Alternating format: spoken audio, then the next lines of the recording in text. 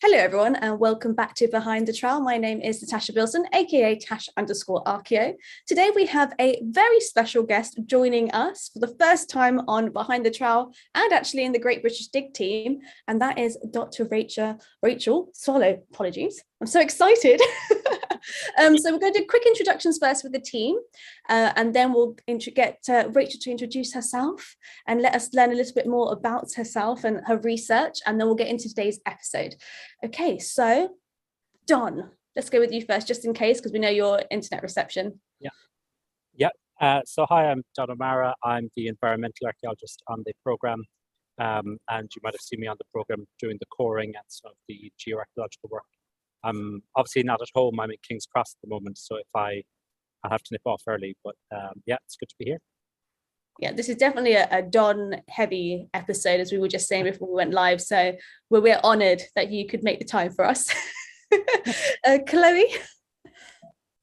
Hello, I'm Chloe Duckworth.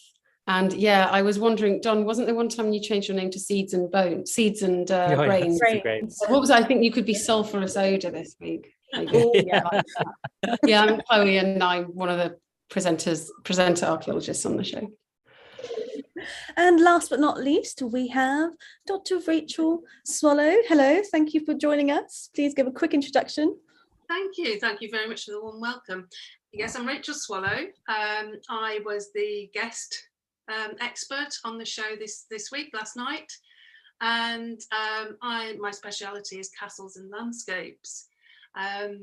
So I'm also known as the Queen of Lost Castles, and I think that's pretty much it, really. I've just been into castles for a very long time, at least a couple of decades, and I was very honoured to have been on last night. Very exciting show. Oh, it was just absolute pleasure to work with you. And just sometimes it's one of those times when we don't have enough time to chat to each other because we're all doing our own thing and we're trying to get the job done. So we don't really get to interact as much as we do on some other digs. And this particular one, we were all so busy, especially the local community. They were so enthused about what was going on. So we were always with the local community when we had time. And you actually get to see them a little bit in this episode. You get to see the little kids that we mentioned on last week's live stream, where they do have a habit of just turning up as soon as school ends. They're everywhere. Yeah. That was wonderful. They were adorable. I'm so glad a few clips of them actually made the edit. But by the way, anyone who's watching this is a live Q&A. If you have any questions for us, please put them in the live chat, which should be on the right hand side of your screen over on YouTube. And if you're watching this a bit later, you can leave a comment in the comment section and we can always come back to it at a later time. So how are our thoughts after watching the episode? Is there anything that was not covered that we need to cover? There was quite a lot that wasn't in the final edit of that episode, which I totally understand why, because ultimately, a lot happens on a dig and you've got to put it into a story. I think we did get a glimpse of some of the later stuff. So we got to see the air raid shelter in one of the gardens. In the other garden, we found this kind of huge land plane, which really well-built thing, which we were looking at, I think, 17th, 18th century. Yes. And actually what they're doing there is draining off all the water that was present, and that's when it's turned into fields. So I think the thing that didn't come across as much was that we actually kind of got a real picture of that landscape over a really long period of time. But I thought it was great that the way it did focus on the picture of the size of the castle and Bailey. And that's the thing, like with this episode especially, you can see like they put a lot of thought into the history of the area. Literally most of the road names have castle in it. Yeah. All around that green area. So many road names have castle, which is complete opposite to last week's episode when we were in Devizes and it's only Prison Bridge and that's it. So it's quite nice to see why though, can't you, Tash? Oh yeah, I think I can see why. Yeah. Real estate on Prisoner Road might be affected. It has a nice ring to it. Screw Muse. Yeah. And Don, how was this episode for you? Because obviously you did a lot of coring. Oh my goodness. Yeah, it's really good. Yeah, it was a really interesting episode. I think I had a great week kind of going to the different gardens. They didn't show all the gardens we went into, but it was really good, and it was great talking to Rachel as well. We had a lot of really good chats about the castle and the landscape, and I think it really brought home that the castle isn't just the thing that you drop kind of on a map. It's within the wider landscape. There's considerations about its view shed, the water supply to the castle, how it integrates with the surrounding landscape. So I think that was really good, and we had a lot of good conversations about the mill pond as well, and we saw some of that in the episode. So it was great to have Rachel there to kind of have those different sides as we're looking at the map evidence and how it would evolve. But it was a really interesting episode, and I think one of my favorite weeks. We really got stuck into the archaeology of the area. Definitely. And Rachel, how was the experience for you? And seeing the episode, obviously having your expertise involved, both as in the Dig HQ tent as well as having those off-location shoots. You got to do both, which is quite nice. How was the experience for you? And is there anything that missed the edit that you'd like to cover? I loved it because when you're there for the week, you've got so much going on, and obviously Don's, we've talked about that. That experience, and also marrying that up with the previous excavations and archaeology from the past, as well as the landscape and the history, and marrying that all together and seeing the very many layers of the history and archaeology of the site, and then unpeeling that, putting it back together again and coming up with a completely new story was extremely exciting.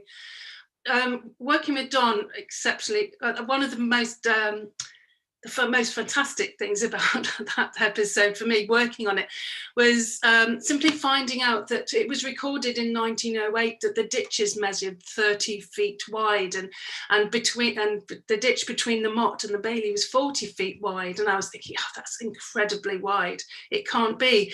But to work with Don and see how he worked and see how that married up with previous evidence was very exciting for me to have that confirmed.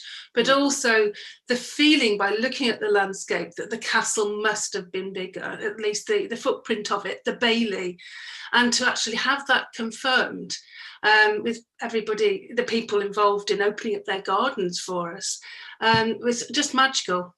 It's just actually bringing a clearer, more accurate picture to that site and the importance of the site over the ages. I'm just out of curiosity. I mean, we all were like, wow, this is really such a wide moat.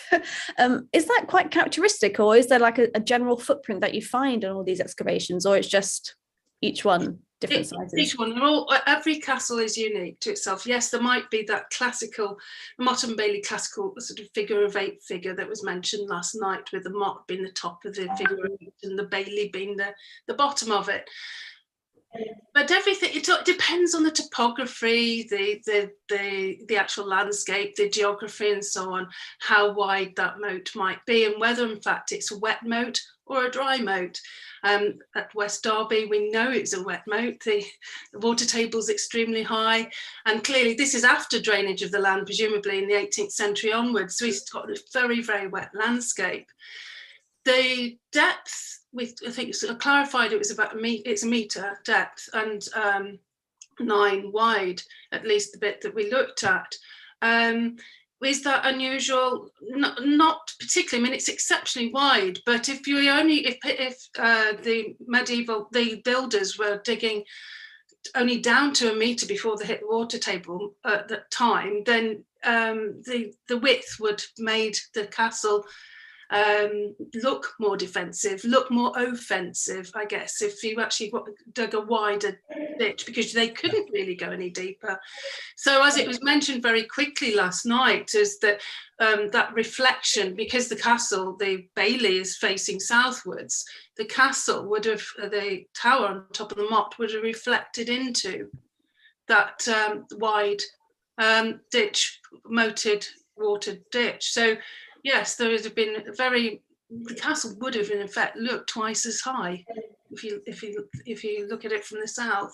Yeah, and we had some good conversations on site, myself and Rachel and the others, about I suppose you have to think of the castle not just as that small area, but it's part of a whole system.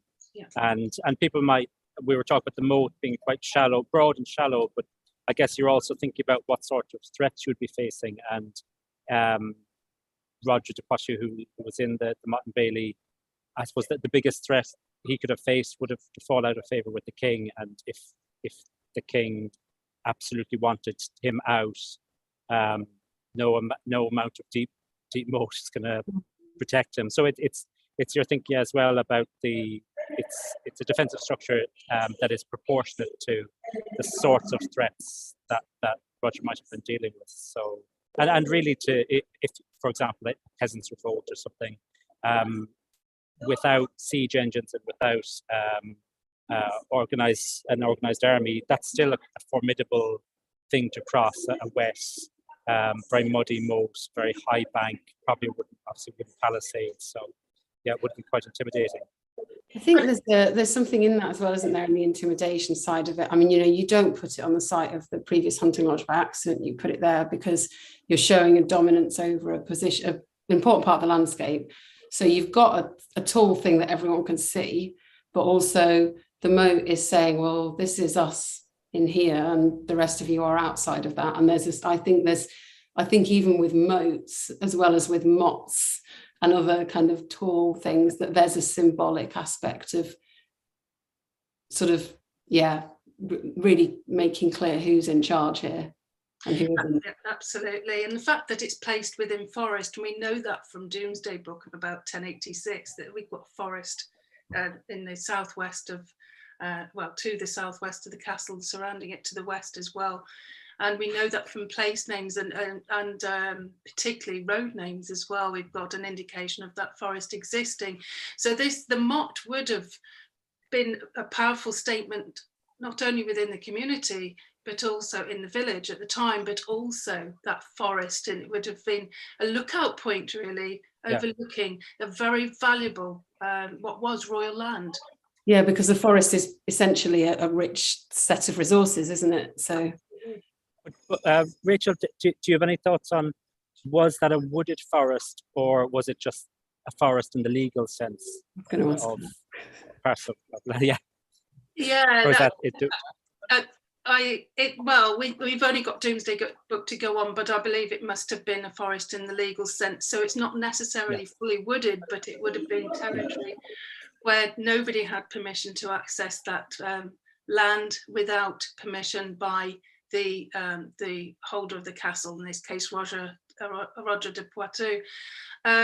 So there could have been all sorts of industry and pigs and boar and various other animals there as well, and maybe even dwellings within that so-called forest, but it was very highly regulated. The indication of woodland is also in Domesday Book, again 1086, where it does mention that there is woodland there. So we do know that there's some afforestation within the territory at that time. You need to go, Don. I'm good. Well, I'm just going to say, is there any other last thing before I get this?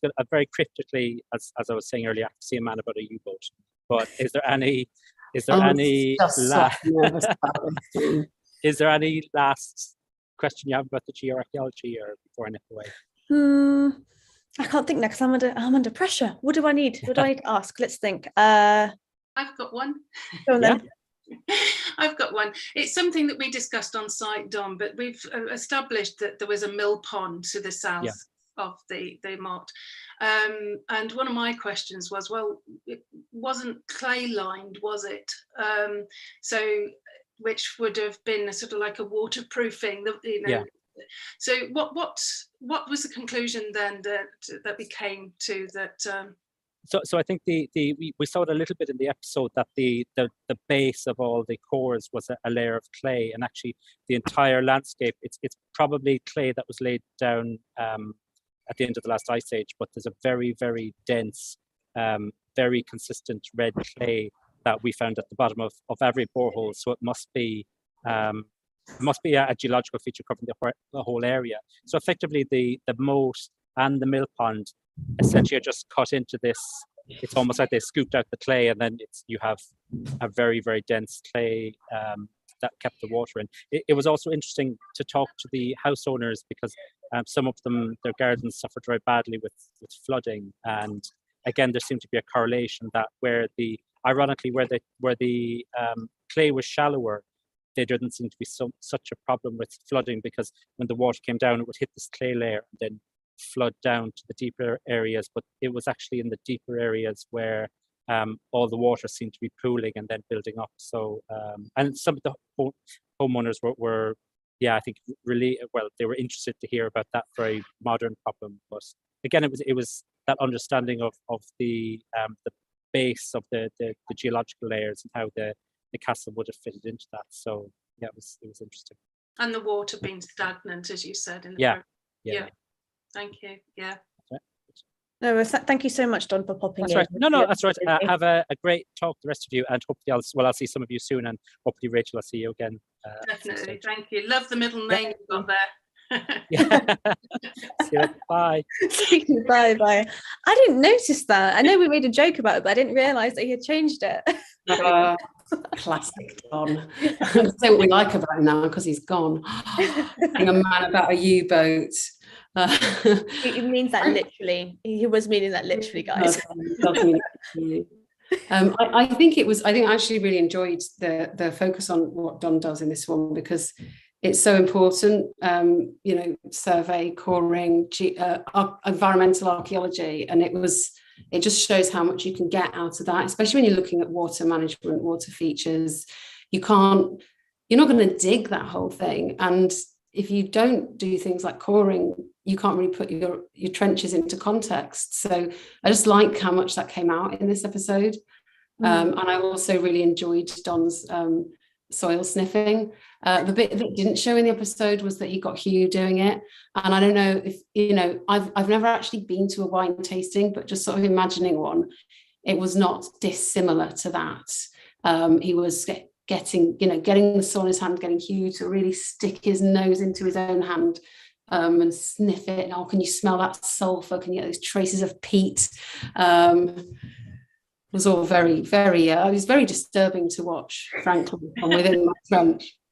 Well, this is the thing, is I remember even on the Stretton, when they were filming the scene where Don was showing Hugh about, doing flotation, he was just wet sieving, and Hugh was loving it. They couldn't, Hugh would not stop. He was so enthused by it, and you can see he's just so into geology and anything actually that Don talks about. Actually, all of us are just encapsulated by it. But also, I love that sieving scene was in slow-mo. Yes, that was a beautiful slow-mo.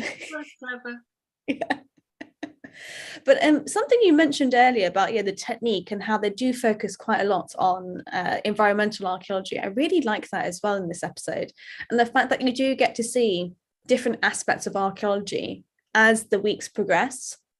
There's a lot more as well, a lot of mag as well. They are showing magnetometry and things like that, which I really like, because generally it's always dig heavy, isn't it? It's always on the excavation side.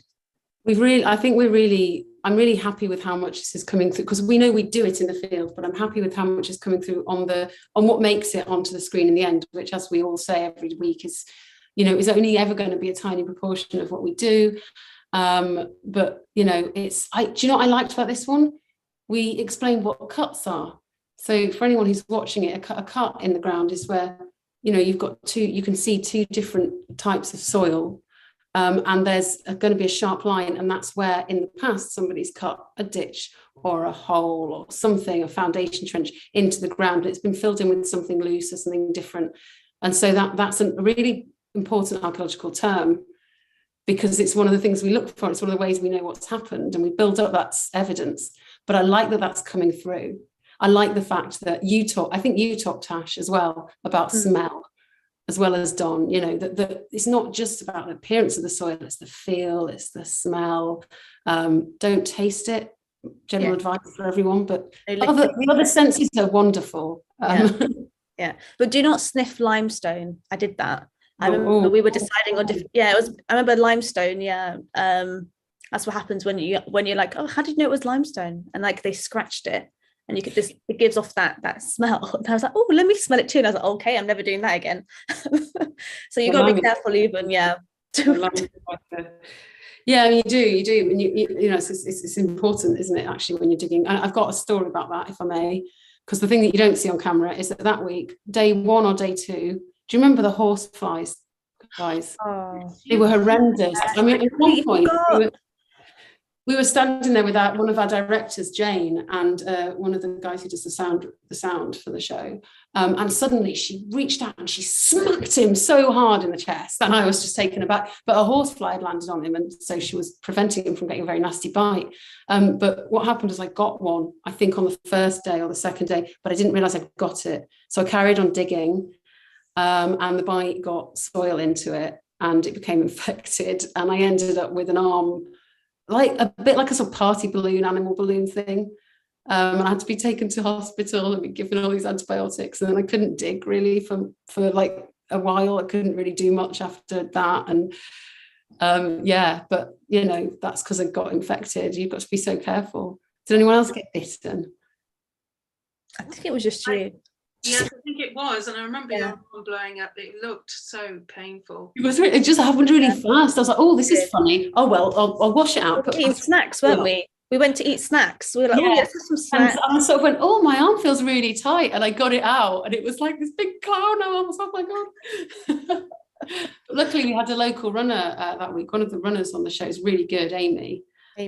She knew where there was a walking centre, so she took me right there.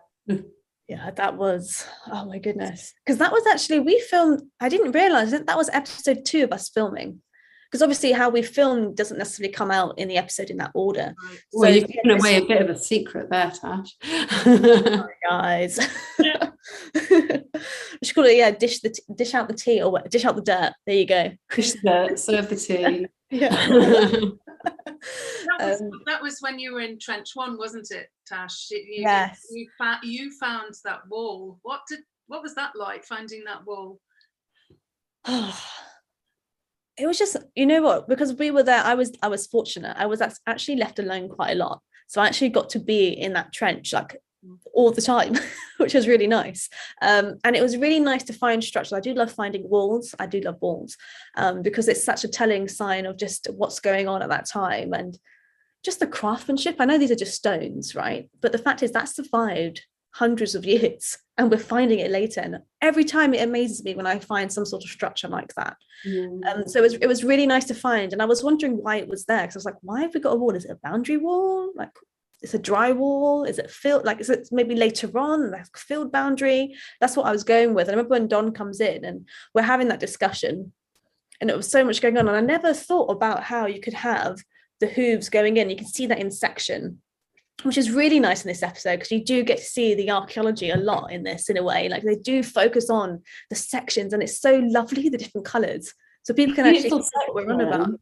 It was a beautiful I always think, like, when they're really good, they look like different desserts, don't they? That look like one of those kind of trifle-y, not trifles, but no, like a, you know, chocolate layers and that did very nice. Rocky Road But I feel like it's a nice example to explain stratigraphy, that trench.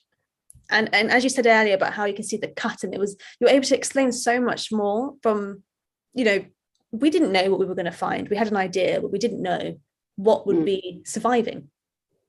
And we were really all quite fortunate in that sense that did survive, and being able to do various aspects of archaeological investigations in that trench was fantastic as well. And it was just so cool. But yeah, for me actually, I liked the actual stratigraphy itself and seeing like those potential, like the animal hoof prints like seeping into the soil, seeping in, and that potentially could be that, because I'd never excavated anything like that before. I think as the series goes on as well, people will spot that we definitely, you know, we all like our turn of being in the big trench, don't we? When there's a big trench. And I got to be in it in Falkirk, but then ends up in the tiny trench. And you had I think there's often one where I think Stretton, I was most of the time in the big trench, and Tasha in the big trench in that one. And yeah, there's always one of us who gets to wear a hard hat because we're working in the trench, the big trench where the digger is.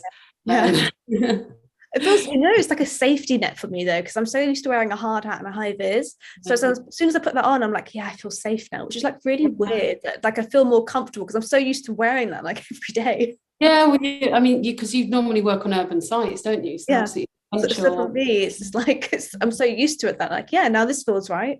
It's like when you have to wear safety glasses for like 6 months, and then you're told, oh, you don't need to wear it for the next site. You're like, oh, I feel this is strange. Like, where's my glasses? So am I correct, Tash? You do have in your possession a pink hard hat, don't you? I do have a pink hard hat. Your pink steel toe cap boots as well. Yes, steel and midsole. Yeah, that is proper PPE right there. It's actually from Australia. They're called Shewear. Unusual name, yeah, but it's made by women for women. And it's honestly the most comfiest pair of boots I've ever worn. Unbelievable. They were worth the 3-week wait. They're pretty iconic for the programme. You can't miss the boots. You can't miss them. I think they're very Tash because they look lovely on the outside, but they're made of steel on the inside. And I even got to wear my pink wellies as well. They're also steel and midsole. Like, yeah, they're proper. I have all work boots, all PPE, guys. Like, I've worn them on actual sites, except for my pink ones. I will not wear my pink steelies on an actual construction site. They're too beautiful. Just before I forget, hello to Conan, thank you for joining us. Hello to Nigel. You haven't watched the episode, but thank you for tuning in to the live stream. It's very, very kind of you. I think you'll like this episode. It's quite nice. You'll enjoy it. And hello to Homer as well, Homer Crypto. So just the usual hellos. By the way, if anyone has any questions, please put them in the chat before we start to wrap up today's live stream. Right, Rachel, so in terms of castles, what is your favourite type? Bit random, doesn't have to be a Motte and Bailey. I'm just curious. Yeah. My favourite type are Motte and Baileys, actually. Really? Earthwork castles. So yes, you preempted that for me.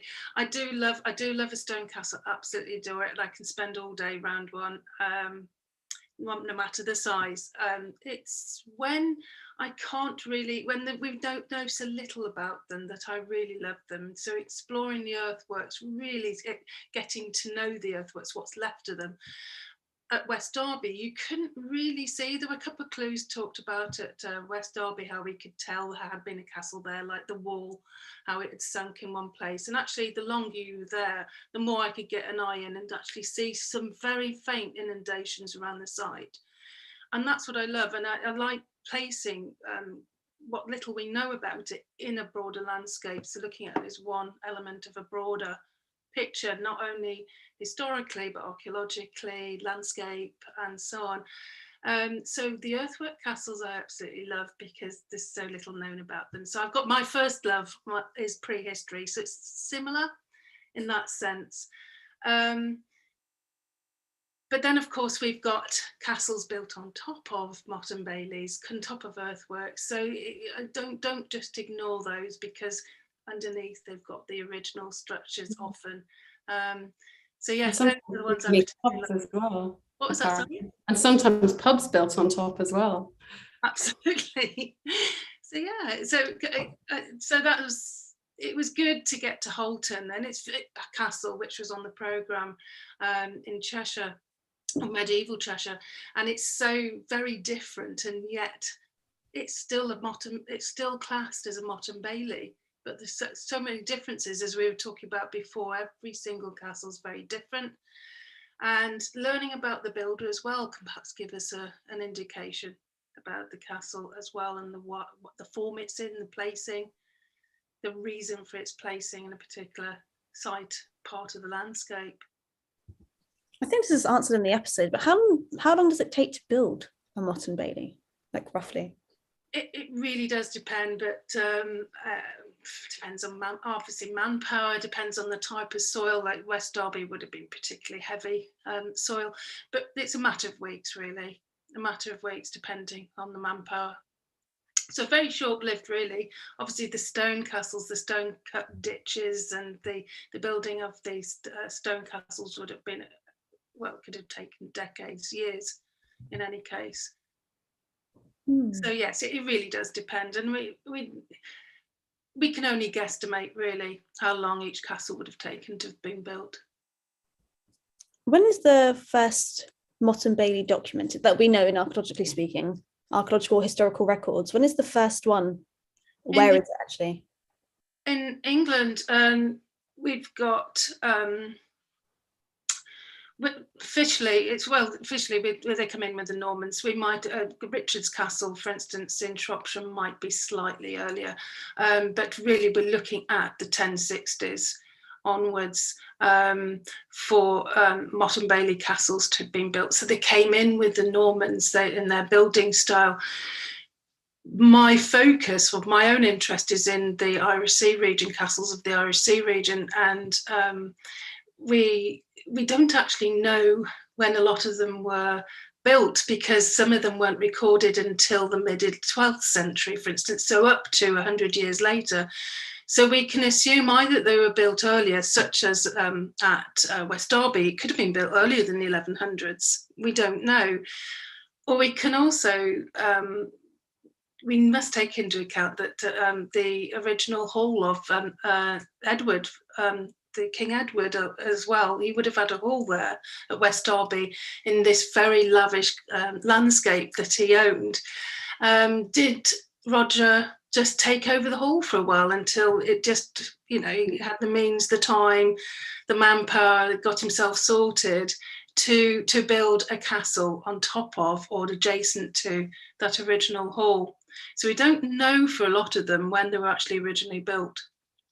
And we can get some idea, depending on the forms. If it's a Motte and Bailey castle, we can say, yes, it's bound to have been an early castle, but how early, we don't actually know.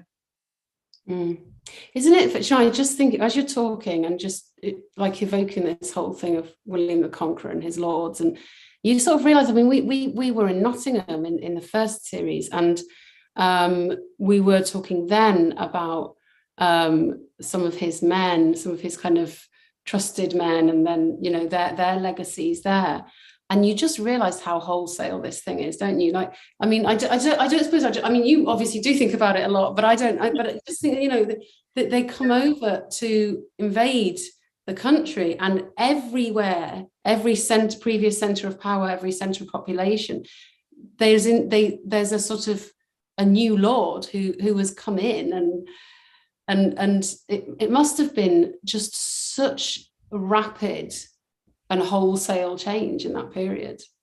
And it's just like mind-boggling now to think of that.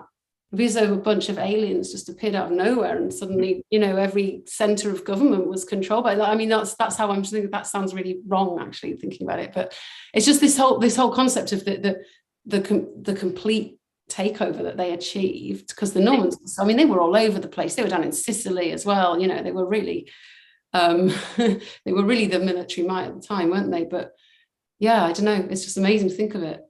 New culture, new language. Yeah, and quite terrifying. It must have been very, very strange to be a normal person and see that change come in.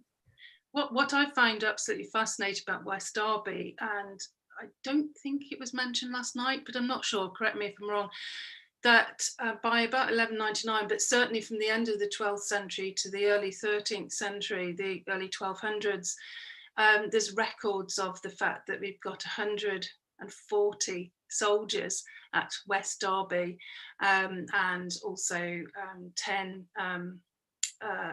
knights, and also 10 crossbowmen, which Hugh was demonstrating last night, the difficulty of that job. That is massive, it's huge. So a very, very high number. To get some sort of comparable, we got in 1284 in Conway. So a massive Edwardian Edward I castle. In its heyday, it's been a year after it started to be built in 1284. We've got 30 soldiers there manning the castle and 15 crossbowmen. So does that indicate how important West Derby was? It must have been. But I presume that the number of soldiers there must have been spread out across the whole of the administrative area of West Derby. But it just gives some idea of how important West Derby was and how much of a change to the local community the incoming of the Normans must have created. Yeah, that's just so, I mean, it's so interesting what you say. I think that community thing, just wanted to say as well, that, I think we mentioned it earlier, but the contemporary local community there is so lovely as well. That was for me, that was one of the highlights of that week. It certainly was for me. I spent quite a bit of time in the tent and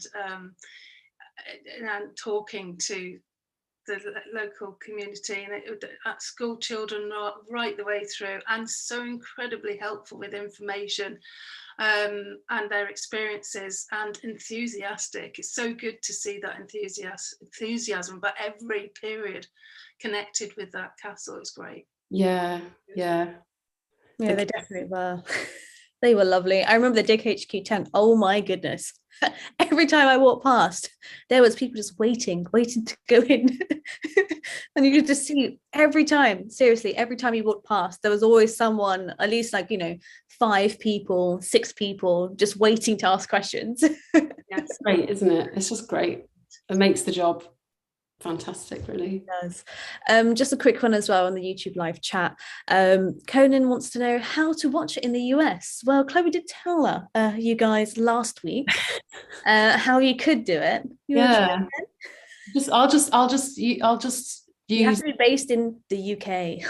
Yes, if you were, I don't know if we're supposed to say this, but the initials I'd Google would be VPN. Yes. Based in UK. Yeah.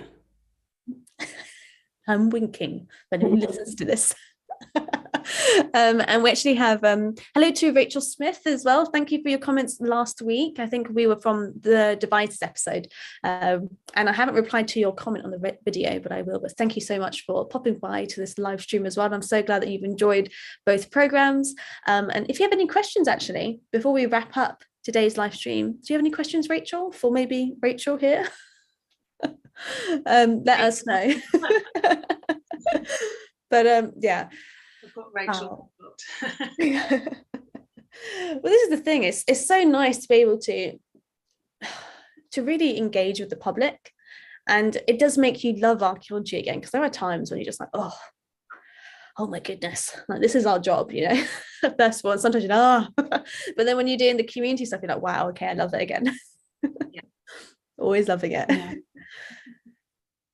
Because you remember how privileged you are to be able to do what we do, and what we do is just such an amazing thing, isn't it? Like, what, you're the first person to find this, to touch this in so long, and suddenly you know something about somebody 1,000 years ago that hasn't been known again. It's been forgotten, and you find it, and that's just, yeah.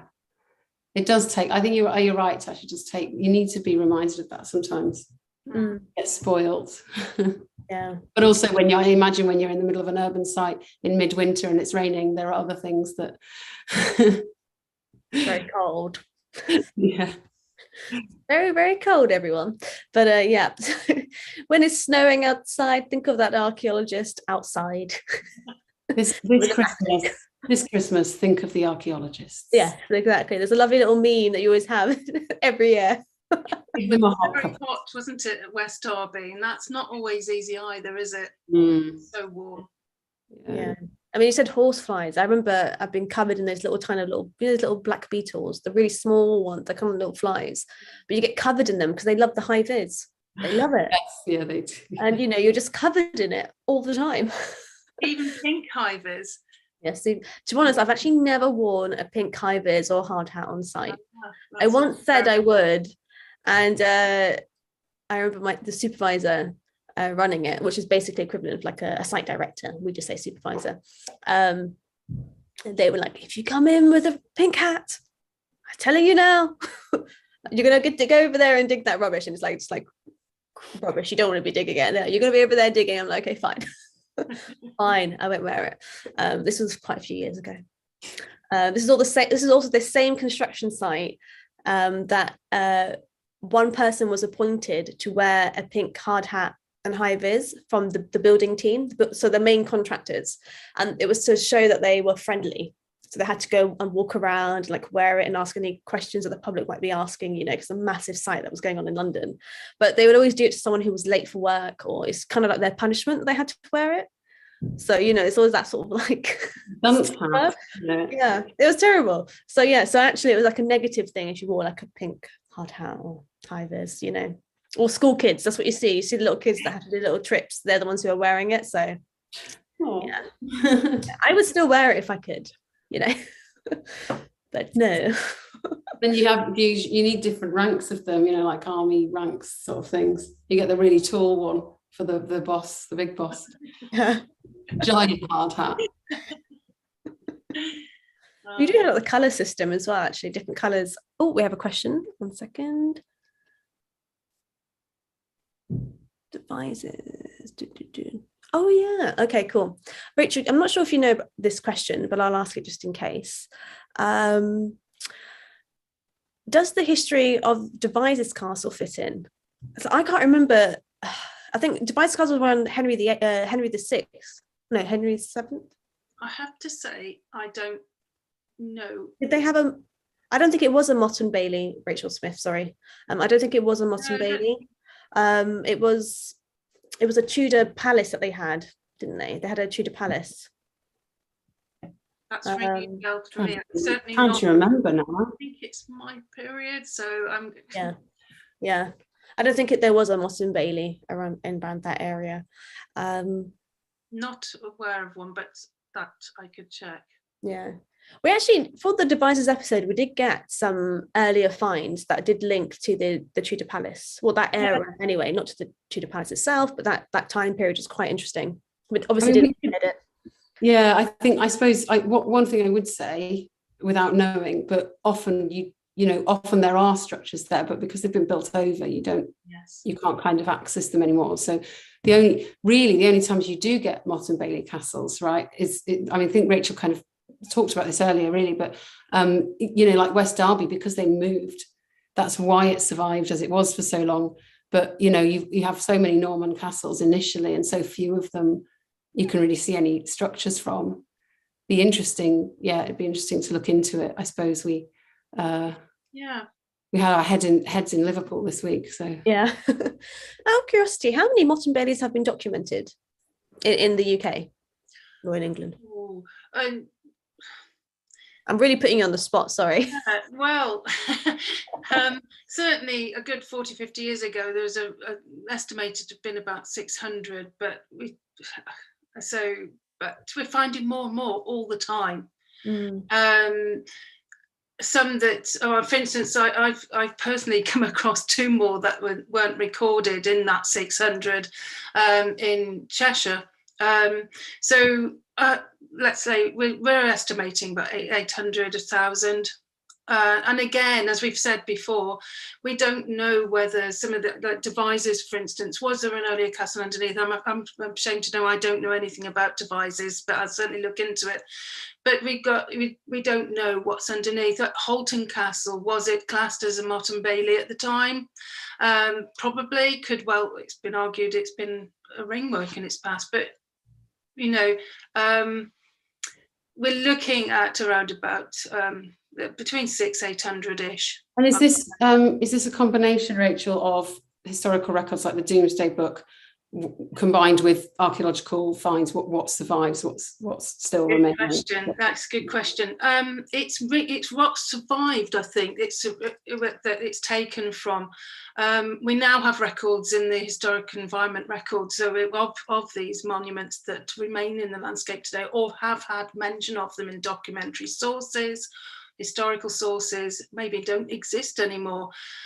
Domesday itself is an interesting question. That's Great Domesday Book written about 1086. There's only 29 mentioned in Domesday, but obviously that's a good source. We know that those castles existed at the time.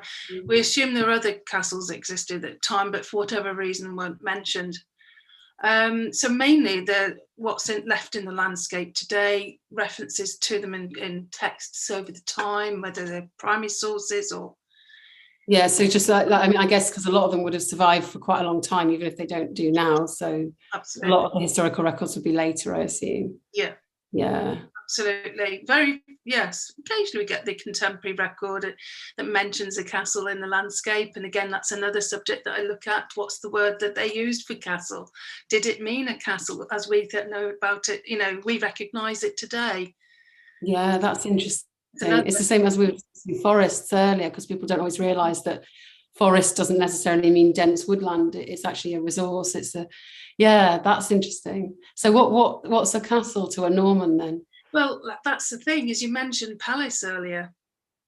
And we might interpret like Devizes Castle, as it stands today, we could call it a palace. What makes a castle, what makes a building a castle, what makes it a palace? But certainly the records of, it's a very woolly definition, but the definition for castle, as we call it today, as we know it today, is the residence of a lord. It's a generally fortified residence of a lord. So that's very broad, isn't it?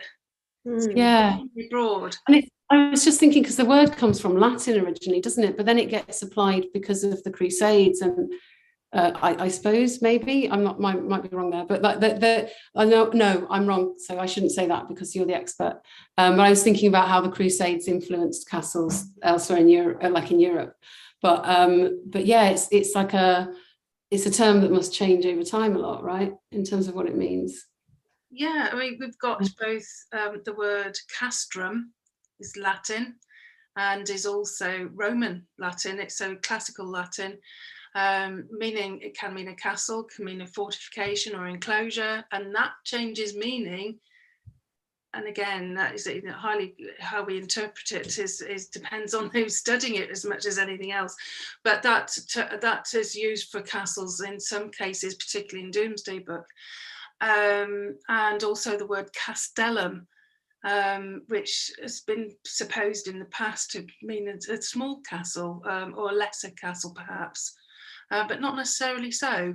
So I think, if my memory serves me correctly, Lincoln was called a castellum, but it's certainly a significant castle. So it's how those words are used, I think, could depend on the scribe, the context, and the landscape, I think, needs to be taken into account to get an idea of what they're really talking about. Were they talking about the wider enclosure wall, for instance, to the castle, to whatever the tower or whatever existed for the Normans. And that's because that so I do a lot of work out in Spain, a lot of research work in Spain and digging in Spain, and it's the medieval period that I'm interested in that work. And there, because you have Islamic rule at this time, a lot of Arabic, and they have Alcazar, which comes from the word castle as well, via the Arabic, and al just means the, so it's it's the castle. But then it's often applied to palaces, yes, not fortifications. So it's really interesting, isn't it? Yeah, it's amazing. So I've recently done some work, research on Carnarvon Castle, which they published not so long ago, and some people might describe Carnarvon as the palace of Edward I, but what distinguishes that from his other castles, for instance, which are called castles, or we call them today castles? So yes, it's an interesting question. Oh, and we did have a question following when you mentioned about how we define a castle as being residence of a lord. Rachel Smith wants to know, what's the definition of a lord then? Very good question. So lord again is very grey in the sense of it's a person, generally male but not always in the medieval period, of power, the position of power. So that could be a king, an earl, or a baron, for instance. So somebody in a position of power who has the authority and also the means to build a residence for himself in that manner. So that's again quite woolly, but hopefully that answers the question. And then we have another comment, actually from Anthony here. Thank you, Anthony. Don't you also have fortified manor houses, perhaps with a strong tower adjacent to the Great Hall? Absolutely. So there's so many variables, aren't there? Yes, thank you. Really good comment.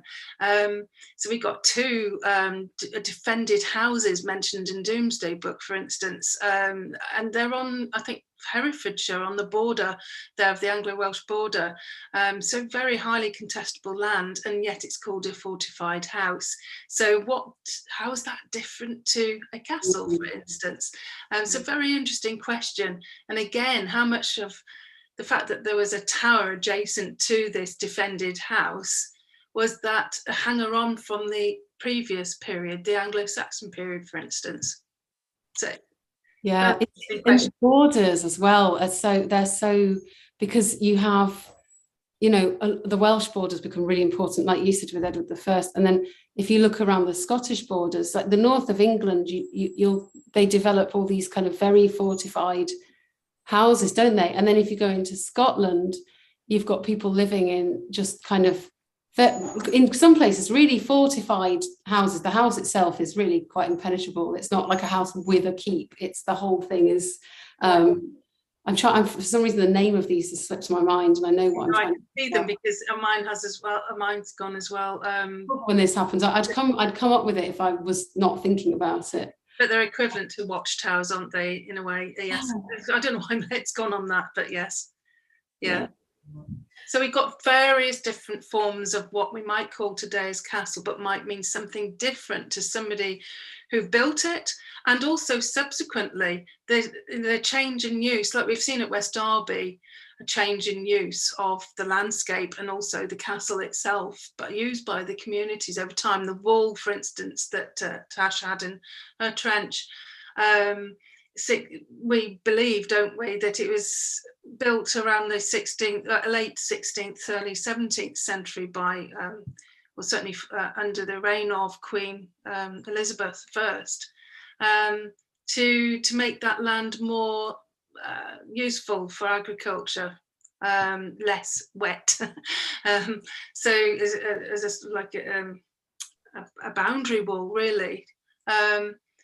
So it's that reuse on, and did the name castle change the meaning even at West Derby? Did it mean something different to each generation? This can go on for hours. I can just feel it. But we've already gone past over the 45-minute limit, so we should start wrapping everything up. But maybe, Rachel, in the future we could do one just focused on castles, if you'd like. That'd be great. Yeah. And then we have loads of questions for you. I just wanted to say as well, Tash, I remembered I was thinking of the wrong word, because the word I was thinking of related to Iron Age stuff, which is a brock. But I was thinking about all these fortified houses you get, but not brocks, because I think that's earlier. But I couldn't remember the word, and I was thinking, is that a medieval thing? No, that's it, yeah. There was two more comments. I'll quickly ask them. So Rachel asked, prior to medieval period, could an earlier fort be a castle? And then Anthony mentioned Bastille houses on Anglo-Scottish border. I'm not sure what that is about. Thank you. Bastille houses, that's the word I was thinking of. Oh. Thank you very much. Yes, those so those very sort of isolated in the landscape usually, aren't they, in sort of a demarcating territory. And so yes, are they castles? You know, fortified residence of a lord. We could possibly fit them into that description, yes, but certainly they tend to be, from my knowledge of them, which is not great, I have to say, they tend to be a bit later than the period that I look at. Correct me if I'm wrong, and anybody on here. Did a castle feature in the landscape? Again, fortified residence of a lord could apply back to something in the landscape prior to the Normans. But the word tends to be, the Latin words that I've just said, castellum and castrum, are both Roman or classical Latin words used for different features in the Roman period, and also continued to be used to a certain extent in the early medieval period, for instance, the Anglo-Saxons, although they tended to have burhs, so B-U-R-H-S, so fortified settlements, or more of a walled town in effect. So were they castles? I think Strictly speaking, as an Anglo-Norman expert, I'd say no, but at the same time, I think the definition fits in. And I think I am one for arguing against categorization and looking at, yes, we've used different words, but what did that mean to the contemporaries? But actually looking backwards, is this much of a categorization between all of these in any case? Yes, they've got different qualities, characteristics, patterns in the patronage and so on, but did they all mean the same thing to the communities? Wow. Would you say, Rachel, that, I mean, it must be very complicated by the fact that I imagine a lot of places were really being named by, say, the Victorians, or at least in the 19th century. So a lot of our definitions, they're not necessarily contemporary and have travelled down through time. It's really, now we call them that because someone in the 19th century called it that, and therefore we're stuck with it in a way. Absolutely, and that's why I think it's the interpretation, an awful lot of interpretation then, because a lot of work was on sites then, and lots of excavations and surveys and so on by antiquarians, and valuable ones as well. You can't take that away from them. That's when really categorization came in, as you say, really, and interpretation. So we have to remember that maybe digging, excavating with the backdrop of a world war, and maybe have different ideas of what they're purely militaristic type of buildings, perhaps there's being perceived as. Whereas now we know, for instance, at West Derby, we know that these buildings were also places to provide a means to live and to enjoy that life as well.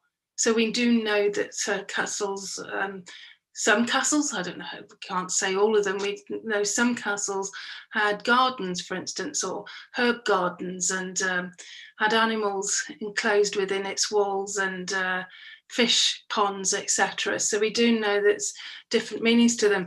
But yes, they've been arguably to a certain extent fossilised, these interpretations fossilised in that period. So that's why I believe it's really important to go back to the original document. And yes, even my interpretation is another layer of interpretation. I don't mean to say that what I come up with is right, but I think to get a broader picture of a building in its landscape, I think we've got a better bet of getting it. And maybe pointing out assumptions as well, which obviously is important. Yeah. It's so fascinating, isn't it? The more that we deep dive even to the word that we associate with a structure, it's so complex. and it's just, I think actually we can apply that to so much of interpreting archaeology and historical documents. And it's something that we should consider a lot more. I mean, we're quite forward thinking, the three of us here, but not everyone is, like, you know, and it's quite interesting at how people sometimes fall back into this sort of imperialistic viewpoint, right? When they're interpreting something, when they travel abroad and they look at, you know, and they excavate abroad and things like that. So it's really interesting, actually. And I feel like this is something we need to discuss further at some point in time. I definitely see a Rachel special on your channel, Tash. Yeah, I think we should. Yeah, her eyes, Rachel, run. Yeah, there on some of the names of these. Yes, not the Broch, but the other tower. I remember these. Yeah, that'd be good. Yeah, I think it'd be, but thank you so much for joining us, and thank you for everyone who's watching this right now. We are going to have a few weeks break from doing the Great British Dig live Q&A because the series is having a little break on more 4. I don't know when we are going to be back on the TV. No idea. I think maybe 2-3 weeks. I think it's probably going to be a couple of weeks, but I don't think we've got for sure, have we? Yeah, we haven't got any official dates yet. But as soon as we do find out, we will schedule in a live stream. But please check Twitter for the Great British Dig account, or my account, where I'll retweet as soon as they post it. And yeah, hit that subscribe button so you get notified, and the little bell button so you know when we're back on live Q&A. And if you have any questions in the meantime, you can leave them in the little box below. Just comment. And I'll put Rachel's Twitter link as well. If you'd like to ask Rachel any questions, you can find her on Twitter. And what else? Rachel, if you have any recommended reading material after this live stream, I can also add that into the description box as well for anybody who watches this later on. But fear not, Rachel will be back on Behind the Trowel. You hear it here first. Rachel doesn't know this, but she will be. Thank you. And you will see Chloe, of course, for 5 weeks, whenever we have our next run of the Great British Dig. There's another 5 to come. Another 5. Whenever it will happen, you will see us. But it will. I'll see you all soon anyway. I probably will start doing live streaming again, because get the momentum up, so when the next episodes come out, we can chat more about that together. But okay, I'll wrap it up now. Thank you all so much for joining us, and I'll see you all very soon. Bye. Thank you.